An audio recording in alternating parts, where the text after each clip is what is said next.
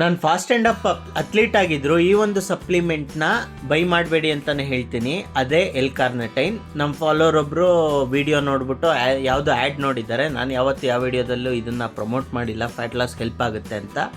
ನೋಡಿಬಿಟ್ಟು ಸರ್ ಅದು ಯಾವುದು ಫಾಸ್ಟ್ ಆ್ಯಂಡ್ ಅಪ್ ಸಪ್ಲಿಮೆಂಟ್ ಹೇಳಿದ್ರಲ್ಲ, ಲಿಂಕ್ ಕಳಿಸಿ ಅಂತ ಅಂದರು. ನಾನು ವೈ ಪ್ರೋಟೀನ್ದೆ ಅಂದ್ಬಿಟ್ಟು ಅದನ್ನು ಕಳಿಸ್ದೆ. ಆಮೇಲೆ ಇದೆಲ್ಲ ಎಲ್-ಕಾರ್ನಿಟೈನ್ದು ಅಂದ್ಬಿಟ್ಟು ಒಂದು ಫೋಟೋ ತೆಗೆದು ಕಳಿಸಿದ್ರು. ಸೊ ಅದು ಫ್ಯಾಟ್ ಲಾಸ್ಗೆ ಖಂಡಿತ ಹೆಲ್ಪ್ ಆಗಲ್ಲ.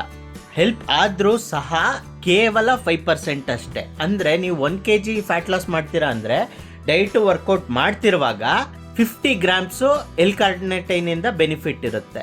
95% ನಿಮಗೆ ರಿಸಲ್ಟ್ಸ್ ಬರೋದು ವರ್ಕೌಟು ಡಯಟಿಂದ.